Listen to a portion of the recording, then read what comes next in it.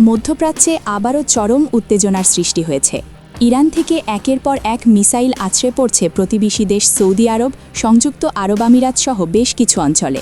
শুধু তাই নয়, ইরানের লক্ষ্যবস্তুতে পরিণত হয়েছে ইসরায়েল এবং মার্কিন রণতরীয়। হঠাৎ করে শুরু হওয়া ইরানের এই চতুর্মুখী আক্রমণে রীতিমতো দিশেহারা হয়ে পড়েছে ইসরায়েল ও আমেরিকা। এই ভীতিকর পরিস্থিতির মধ্যেই আন্তর্জাতিক সংবাদ মাধ্যম ব্লুমবার্গের এক প্রতিবেদনে চাঞ্চল্যকর তথ্য উঠে এসেছে। প্রতিবেদন আদি করা হয়েছে ইরানকে সরাসরি সমরাস্ত্র দিয়ে সহায়তা করছে চীন। জানা গেছে, চলমান সংঘাত শুরুর কয়েকদিন আগেই তেহরান চীনের কাছ থেকে CM-302 মডেলের সুপারসনিক জাহাজ বিধ্বংসী ক্ষেপণাস্ত্র ক্রয় করেছে। প্রতিরক্ষা বিশ্লেষকদের মতে শব্দের চেয়ে 3 গুণ বেশি গতিতে ছুটতে সক্ষম এই ক্ষেপণাস্ত্রটি প্রায় 290 কিলোমিটার দূরের যে কোনো লক্ষ্যবস্তুতে নিখুঁতভাবে আঘাত হানতে পারে। অত্যাধুনিক এই সমরাস্ত্রটি এজিস রিসার্চ সজ্জিত ডেস্ট্রয়ার বা বিমানবাহী রণতরীর জন্য এক বড় ধরনের হুমকি হিসেবে দেখা দিচ্ছে।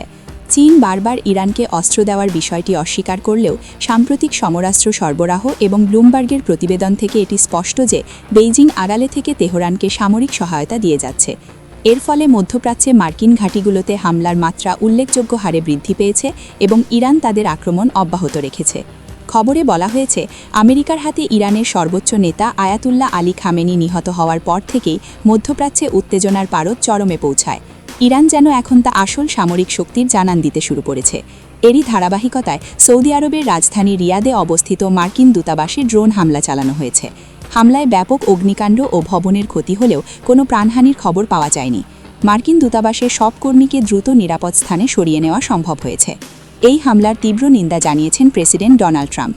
তিনি কড়া হুঁশিয়ারি দিয়ে বলেছেন, যুক্তরাষ্ট্র এই ঘটনায় চুপ করে থাকবে না এবং শীঘ্রই বড় ধরনের পাল্টা পদক্ষেপ নেবে। তবে এখনও পর্যন্ত কোনো সশস্ত্র গোষ্ঠী এই হামলার দায় স্বীকার করেনি। বর্তমানে মধ্যপ্রাচ্যের সাধারণ মানুষ থেকে শুরু করে আন্তর্জাতিক কূটনীতিকরা চরম উদ্বেগের সঙ্গে পরিস্থিতি পর্যবেক্ষণ করছেন।